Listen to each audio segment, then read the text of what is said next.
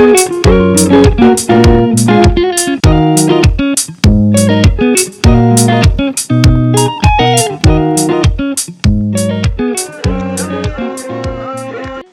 বন্ধুরা, কেমন আছো? আশা করি সবাই ভালো আছো। আজ কাকড়াঝোড়, পুরুলিয়া আর বিষ্ণুপুরের দ্বিতীয় দিন। তো এই হচ্ছে আমার হোমস্টে। তো এখন জিনিসপত্র রাখতে যাচ্ছি রুমে। আর আসার সময় স্বাদ বলে একটা রেস্টুরেন্ট আছে, ওখানে জিজ্ঞেস করে এসেছি কটা অবধি খোলা আছে। তো আর 10টা বলেছে আমাদের, তো 10টা তো প্রায় বাজে, তাই তাড়াতাড়ি জিনিসপত্র রেখে ডিনারের জন্য যেতে হবে। আর ওখান থেকে বলতে মাহাতো হোমস্টে কাকড়াঝোড় থেকে বেরিয়েছি তখন বাজে 5:30, আর এখানে এসে পৌঁছেছি প্রায় 9:30, 9:45। আর এটা হচ্ছে আমার রুম নাম্বার 03। চলে এলাম ডিনার করতে, এখন বাজে 10:30। আর এই হোমস্টে থেকে 50 মিটারের মধ্যে আমার এই স্বাদ রেস্টুরেন্ট, খুব কাছেই, অসুবিধা হয়নি, হেঁটে হেঁটে চলে এলাম। আর এখানে রান্নাবান্না যথেষ্ট ভালো। আর পয়সা কড়ি খুব একটা যে হাইফাই তা নয়, একদমই রিজনেবল। তো কাকড়াঝোড় থেকে যখন বেরিয়েছি তারপরের যা অভিজ্ঞতা হয়েছে, সে বিশাল অভিজ্ঞতা, সেটা পরে বলছি। তো আপাতত ভালো করে খাওয়া দাওয়াটা সেরে নিই। Hello friends, good morning from Purulia Baghmundi. তো এখন ফ্যামিলি নিয়ে বেরিয়ে পড়েছি অযোধ্যা পাহাড়ের উদ্দেশ্যে। তো যেতে যেতে তোমাদের বলি যে আজ আমাদের এই জার্নির প্রথম দিন পুরুলিয়াতে। আর ফ্যামিলি নিয়ে বেরিয়েছি, তোমরা দেখতেই পাচ্ছ। তো তোমাদের উদ্দেশ্যে এই কথাটাই বলি যে 110 সিসিতে যে দূরে কোথাও যাওয়া যাবে না, এই ভুল ধারণাটা মন থেকে মুছে দাও। কেননা তোমাদেরকে প্রমাণসহ দেখাচ্ছি যে 110 সিসিতে আমরা 3জন মানুষ একই বাইকে এবং পুরুলিয়া অযোধ্যার পাহাড়ে উঠব। তোমরা নিজেরাই সবটা দেখতে পাবে। আর আজকে টোটাল দেখার জায়গাগুলো হচ্ছে লোয়ার ড্যাম, আপার ড্যাম, ময়ূর পাহাড়, মুরগুমা লেক বা ড্যাম, তারপরে যাব বামনি, আর তারপরে যাব মুখোশগ্রাম। তো কতটা কি দেখতে পারবো সেটা সঙ্গে থাকো, দেখতেই পাবে। ভোলে বাবার আশীর্বাদ নিয়ে পাহাড়ে উঠব, তাই এখন যাচ্ছি লহরিয়া বাবা শিব মন্দিরে। লহরিয়া বাবা মন্দির যেতে যেতে তোমাদের গতকালের ঘটনাটা জানাই, অভিজ্ঞতাটা।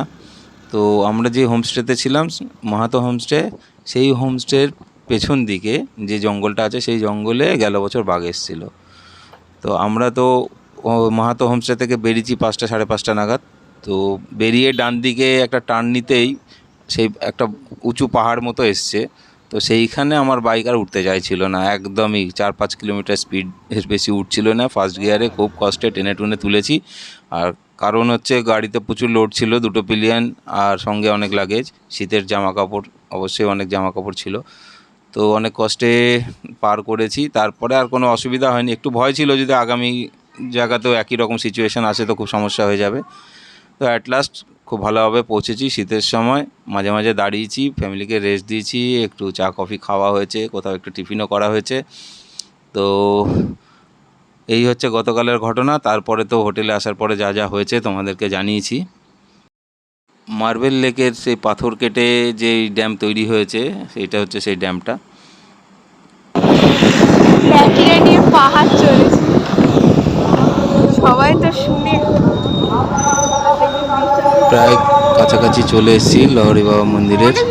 আর কিছুটা গেলেই ডান দিকে লহরি বাবা মন্দির, আর বাঁদিকে সোজা চলে যাচ্ছে আপার ড্যামের দিকে। নিচে কাহে যা রে? লহরিয়া বাবা শিব মন্দিরে। ও আচ্ছা, আমরা এখন লহরিয়া বাবা শিব মন্দিরে আছি। এই হচ্ছে লহরিয়া শিব মন্দির। ওম নমঃ শিবায়, ওম নমঃ শিবায়, ওম নমঃ শিবায়, ওম নমঃ শিবায়, ওম নমঃ শিবায়, ওম নমঃ পার্বতী পতয়ে, হর হর মহাদেব। মন্দিরের দুই পাশে 2টো নন্দী, আর এই হচ্ছে মন্দিরের চারিপাশে ভিউ।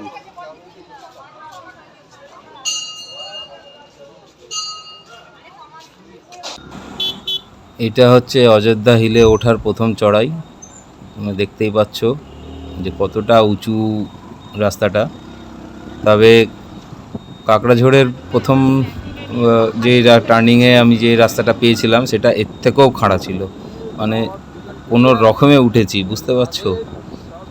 আর এই পাহাড়ে ওঠা সেরকম কোনো সমস্যা নেই যদি ইঞ্জিন খুব ভালো থাকে। দেখো তুমি চড়াইগুলো কীরকম চড়াই আসছে। এটা হচ্ছে দ্বিতীয় চড়াই। গাড়ি কত স্লো হয়ে যাচ্ছে, ফার্স্ট গিয়ারে উঠছে তো, কিন্তু আটকায়নি কোথাও।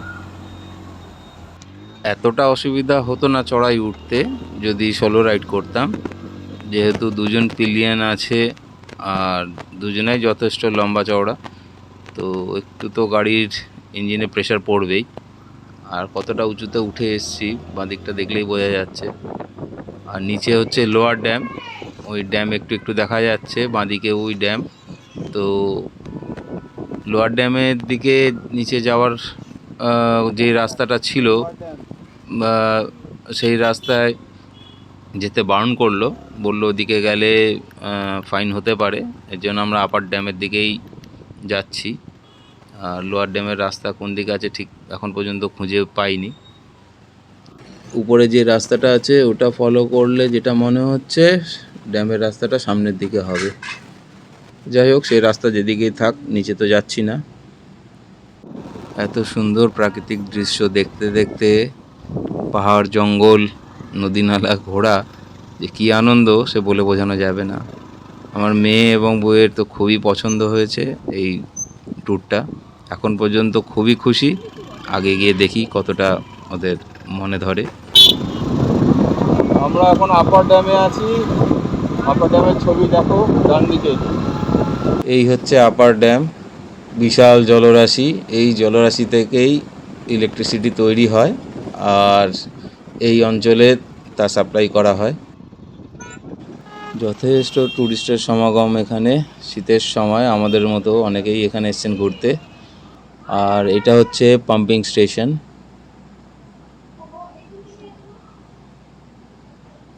আমরা এখন ময়ূর পাহাড়ে উঠছি।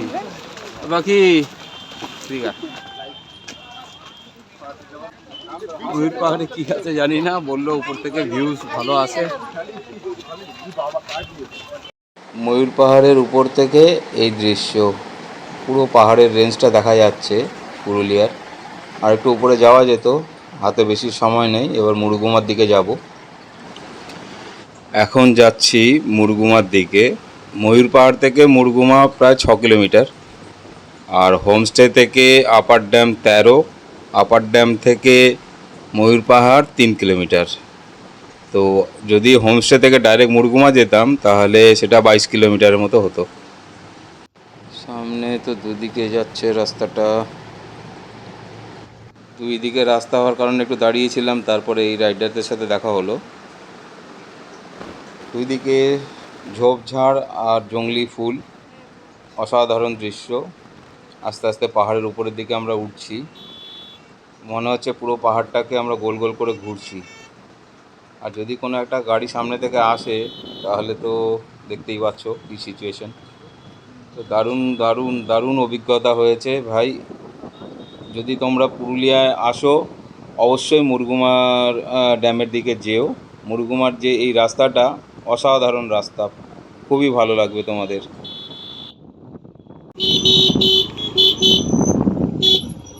বন্ধুদের সাথে রাইড করার মজা তো আছেই, আর পরিবারকে নিয়ে রাইড করার মজা অন্যরকম। পরিবারের মানুষজন যদি খুশি হয় ঘুরে, তাহলে সত্যিই মনের দিক থেকে অনেক সান্ত্বনা পাওয়া যায় বা শান্তি পাওয়া যায়। আর রাস্তাটা এঁকে বেঁকে এত সুন্দর যাচ্ছে, চারিদিকে জঙ্গল, পাহাড়, তা ভাষায় বোঝানো যাবে না যে কী মনোরম দৃশ্য। আস্তে আস্তে আমরা নিচের দিকে নামছি। মুরগুমা আর খুব একটা দূর নয়, কাছাকাছি আছে। আবার রাস্তাটা কিভাবে নিচের দিকে নামছে দেখো, প্রচণ্ড খাড়াভাবে নিচে নামছে, যা তোমাদেরকে ক্যামেরার মাধ্যমে বোঝানো সম্ভব নয়। যথেষ্ট ডাউন। আমার তো ফেরার সময় এই গাড়ি উঠবে কিনা সন্দেহ আছে, একটু চিন্তা তো হচ্ছে, মানে এতটা ডাউন মানে বলে বোঝাতে পারবো না। আর একা হলে চিন্তা ছিল না, সঙ্গে আরও দুজন আছে, গাড়ি উঠতে পারবে কিনা জানি না, দেখি। আর চারিদিকে দেখো, সত্যি যারা প্রথম নতুন নতুন রাইড করছো, একটু অভিজ্ঞতা হয়েছে, তারা পুরুলিয়া অবশ্যই আসো, তোমাদের একটা এক্সপিরিয়েন্স হবে ভালো। মানে এই ধরনের পাহাড়ি রাস্তায় চালানোর অভিজ্ঞতা খুবই ভালোভাবে অভিজ্ঞতা হবে। এখানে তুমি অফ রোড থেকে নিয়ে সব রকম রাস্তা পাবে, জঙ্গলে সরু রাস্তা, অফ রোড রাস্তা, কাদামাখা রাস্তা, তুমি যেরকম চাও সব রকম প্র্যাকটিস করতে পারবে এখানে। আর সেফ, এমন নয় যে তুমি পাহাড়ের উপর থেকে পড়ে বড় একটা বিপদ ঘটাবে, সেরকমও নয়, কিন্তু তোমার ভালো প্র্যাকটিস হবে। তোমাদের একই কথা আমি বারবার বলছি, এই রুটটা অসাধারণ রুট। মানে কলকাতা থেকে এত কাছে এই ধরনের রাস্তা, এই ধরনের পরিবেশ, এত সুন্দর গ্রিনারি, সিনসিনারি, পাহাড়, পাথর, বড় বড় ঝিল, ড্যাম, অসাধারণ লাগবে, অসাধারণ। এই 2-3 দিনের ট্রিপ যারা করে এই পুরুলিয়ায়, মানে স্বর্গরাজ্যে যেন এসে থাকা হয় এরকম। তবে শীতের দিকে আসবে বা যখন এখানে নর্মাল ওয়েদার থাকবে তখন আসবে, গরমের সময় এসো না, প্রচণ্ড কষ্ট হবে। আর আমরা পাহাড় থেকে এখন নিচের দিকে নেমে গেছি, আর এই বাঁদিকের রাস্তার বাঁদিকেই তোমার মুরগুমা ড্যাম। আমার এত ভালো লাগলো যে আমার ভিডিও কাট করতে ইচ্ছা করছে না, এত সুন্দর। চলে এসেছি প্রায়, এই দেখো মুরগুমা ড্যাম, কত সুন্দর ভিউ। এই ন্যাচারাল বিউটি নিজে সেখানে না থেকে কোনোভাবে সম্ভব নয় কাউকে বোঝানো যে কতটা সুন্দর লাগে সেই জায়গায় দাঁড়িয়ে সেই প্রকৃতিকে দেখা। অসাধারণ, অসাধারণ, এত ভালো লেগেছে। বহু জায়গায় ঘুরেছি, কিন্তু পুরুলিয়া সত্যি এত মনে লেগে গেছে আমার। বিশেষ কিছু অট্টালিকা, বিশেষ কিছু দেখার নেই, কিন্তু প্রাকৃতিক দৃশ্য, পাথুরে জায়গা এত সুন্দর যে বলে বোঝানোর নয়, অসাধারণ। মুরগুমা থেকে আমরা মার্বেল লেকের দিকে যাচ্ছি। এখান থেকে মার্বেল লেক 5.5-6 কিলোমিটারের মতো। তো মুরগুমাতে আমরা ঘন্টা দেড়েক দাঁড়িয়েছিলাম, সেখানে টিফিন করলাম একটু। আর টিফিনটা পেতে একটু দেরি হয়েছিল, যেহেতু অনেক ট্যুরিস্ট ছিল এখানে। তবে আমরা যেই রাস্তা দিয়ে এসেছি সেই রাস্তা দিয়ে ফিরছি না, তার অপোজিট সাইড থেকে আরেকটা রাস্তা আছে, সেখান দিয়ে যাচ্ছি। অপোজিট সাইডের রাস্তাটায় যখন ধরলাম, শুরুতে মনে হলো যেন জঙ্গলের মধ্যে ঢুকে যাচ্ছি, কোনো লোকবসতি আছে কি না জানি না, এমন একটা পরিস্থিতি ছিল। বেশ দুশ্চিন্তা নিয়েই গাড়িটা চালাচ্ছিলাম। তবে হঠাৎ এই গ্রামটা সামনে আসাতে মনে একটু জোর পেলাম যে না, লোকবসতি আছে। তার উপরে এখানে এলিফ্যান্ট করিডোরও আছে, জংলি হাতি দেখা যায়, তাই একটু তো টেনশন থাকবেই মনে।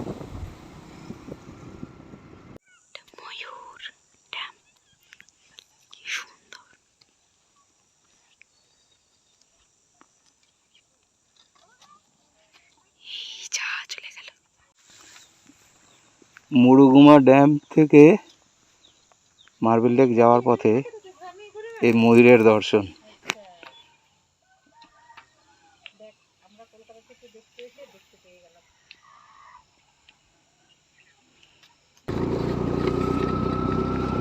এই বাইক নিয়ে যেখানে যেখানে যাচ্ছি, তুমি ভাবছো কি ট্রেনে করে আসলে এরকম ভাবে ঘুরতে পারতে? না, হারগিজ পারতে না। একটু পারতাম না।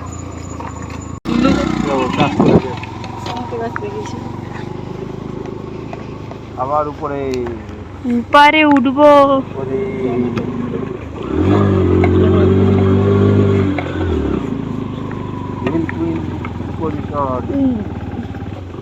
এখান থেকে এলাম না,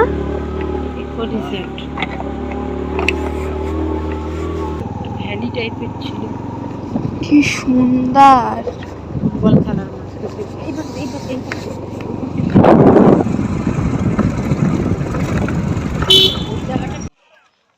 এই হচ্ছে মার্বেল লেক।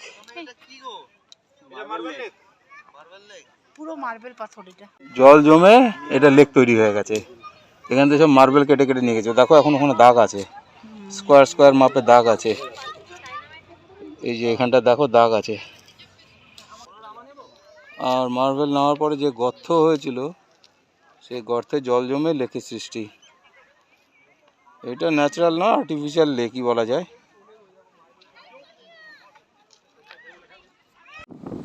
বামনি ফলসটা আজকে দেখা হলো না, কেননা 4টের মধ্যে বন্ধ হয়ে যায় এসে জানলাম। তো আমরা এসে পৌঁছেছিলাম 4:10-এ, তাই এখন সোজা মুখোশগ্রাম যাচ্ছি। চলে এলাম চিরপরিচিত মুখোশগ্রাম। আমরা এখন মুখোশগ্রামে আছি। চলো ঘুরে দেখাই তোমাদের। বিভিন্ন জায়গায় এরকম পুরো দোকান, পুরো জায়গা জুড়ে অনেক দোকান। কিছু মুখোশ আছে অন্ধকারে আলো জ্বলে।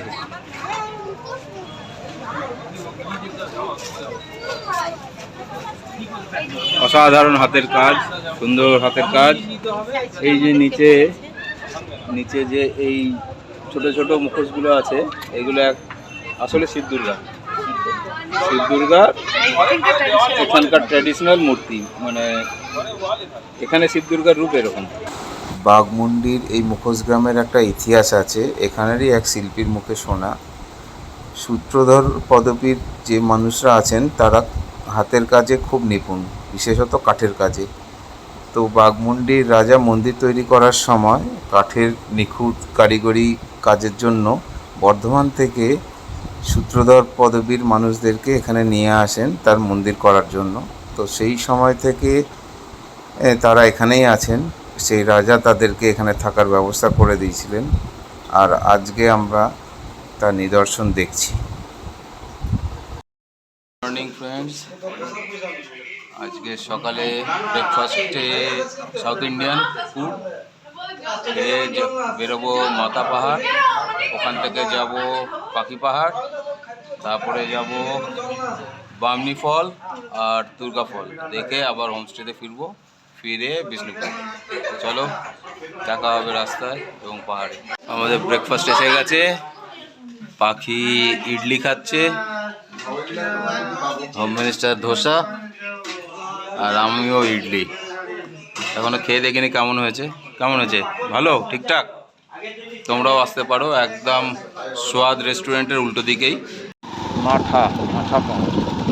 আমরা এখন মাঠা পাহাড়ের দিকে ঢুকছি, আর 200 মিটার দূরেই পর্যন্ত বাইক যাবে, তারপরে হেঁটে যেতে হবে। মাঠা পাহাড়ের উপরে যখন উঠবো তখন আবার আসছি তোমাদের সামনে। তো আমরা এখন মাঠাবুরু পাহাড়ে উঠছি। এই দেখো সিঁড়ি, আগে দুজন উঠছে। আমরা আজকের প্রথম ডেস্টিনেশন। জানি না 4টে স্পট ভিজিট করতে পারবো কি না। মোটামুটি দম শেষ। কি হলো, অক্সিজেন লাগবে নাকি? না না, বুড়ো নিজে তুমি নিজে চিন্তা করো। তোমার থেকেও বয়স বেশি আমার। আচ্ছা বুড়ো তুমি তো চিন্তা করো, আর চিন্তা করো। তাড়াহুড়ো করে গেলে তাড়াতাড়ি দম পড়ে যাবে। সিঁড়ি এখানেই শেষ, এই লাস্ট সিঁড়ি। এখান পর্যন্ত উঠলাম, এরপরে আর সিঁড়ি নেই। এবার হ্যাঁ, একটু রেস্ট নিয়ে নিই। অনেকগুলো সিঁড়ি অনেক বছর পরে পাইলাম। ট্রেকিং করা ছেড়ে দিয়েছি প্রায় 15-20 বছর, এখন একটু কষ্ট হয়। এবারে পাহাড়ের ট্রেক করা হচ্ছে। মাতা পাহাড়ে দৃশ্য, হ্যাঁ আসলে রেখে আসবে কোথায়, এখানে কার প্রতি ভরসা করবে? রয়েছে তো রয়েছে।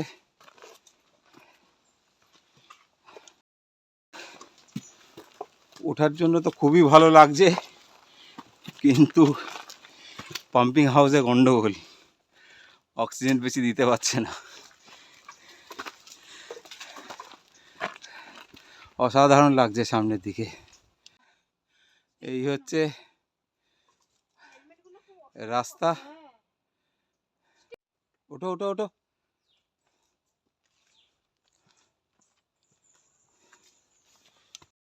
আমার পেছনে দেখো আর খাড়াই রাস্তা নেই, এরকম সমান রাস্তা। এবার একটু উপরের দিকে, অবশ্যই সমান বলতে উঁচু নিচু নয়। আর ফার্স্ট প্রাইজ হচ্ছে পাখির সবার আগে। সেকেন্ড থার্ডে হাড্ডাহাড্ডি হয়েছে, কেউ কখনো ও আগে কখনো আমি আগে। এখন ফার্স্ট সেকেন্ড করতে গেলে বুঝতে পারছো রামরাবণ হয়ে যাবে, তাই দুজনেই সেকেন্ড।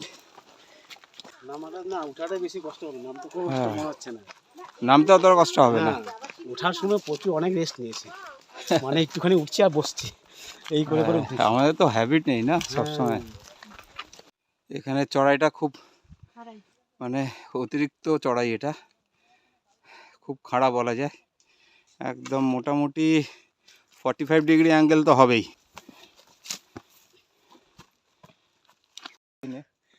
মাথাবুরু পাহাড়ের একদম চূড়ার কাছে আমরা, আর একটু উঠলেই চলে আসবো। আর পেছনে পুরো সুন্দর পাহাড় দেখা যাচ্ছে।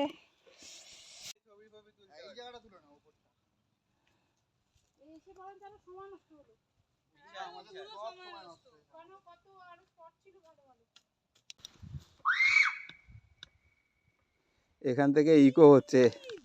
আমার মেয়ের ডাক নাম পাখি, আর আজকে যাচ্ছি পাখি পাহাড়ে। ওর এটা দ্বিতীয় বাড়ি, দেখি ওর কোন গাছে থাকে। তোমরাও দেখো কোন গাছে কোন ডালে থাকে। নিচু রাস্তা,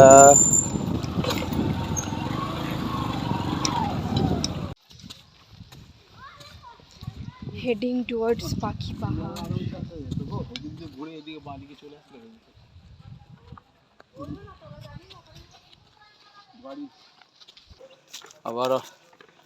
আবার অনেকটা ট্রেক করতে হবে। এই দেখো আমার পেছনে অবস্থা, এই পাথরের রাস্তা দিয়ে ট্রেক করে করে উঠতে হবে। এই তাদের কথা শুনে যা মনে হচ্ছে পাখি পাহাড় বলতে পুরো পাহাড়টা নিয়েই পাখির পাহাড়। হ্যাঁ, এক এক জায়গায় এক একটা খোদাই করেছে, কোথাও গরু, কোথাও ছাগল, কোথাও পাখি। তা সব পুরো পাখি পাহাড় ঘুরতে গেলে এখানে ক্যাম্পে বুক করে নাও, থেকে যাই, গরু ছাগল যা আছে সব দেখে যাবো। জ্যান্ত হাতিটা না থাকলেই হয়। এই চারিদিকে ঘন জঙ্গল, আর এই পাথরে এই ধরনের খোদাই করা, এরকম খোদাই করা আছে। আর একটু সরো দেখি, পেছনে একটু সরো, ওঠো। এইখানে একটা ছাগল বা গরু যাই হোক যাই করেছে, একটা খোদাই করে করে রেখেছে। তো এগুলোই দেখার জন্য মানুষ আসে পাখি পাহাড়ে। আরও বিভিন্ন জায়গায় বিভিন্ন পাথরে খোদাই করা আছে। চলো আরেকটা জায়গায় যাই যেখানে পাখির খোদাই করা আছে। তোর নাম পাখি, তুই পাখির পাহাড়ে এসেছিস, তাহলে কি এটা তোর পাহাড়? হ্যাঁ, আমার তোর বাসা, তোর বাড়িটা কোন জায়গায় দেখাতো?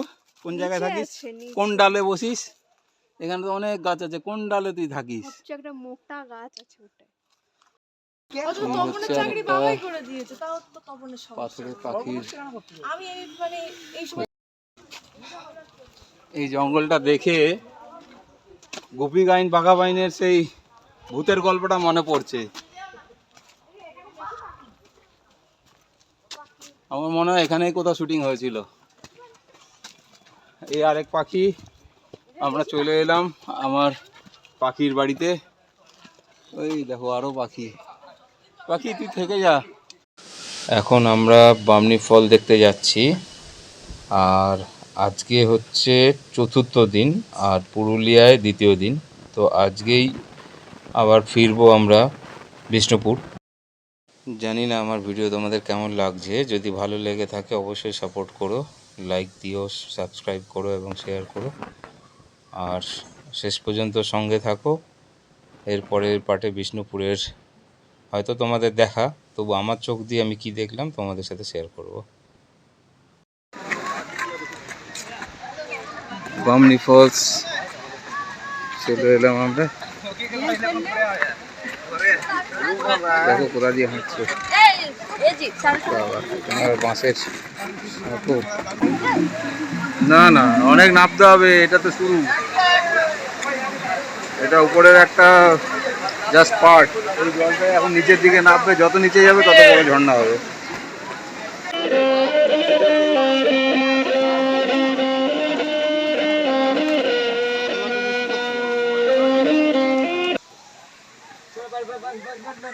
চলো, শোনো, ওই পাহাড়েও লোক এসছে, অনেক লোক এসছে। আমরা অনেক আগে সকাল সকাল এসছি বলে তাই, তো এখানেও প্রচুর মানুষ।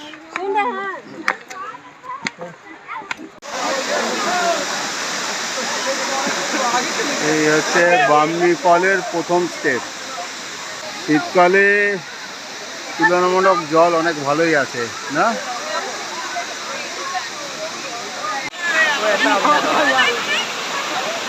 বামনি ওয়াটারফল ভাই অনেক নিচে নামতে হয়েছে।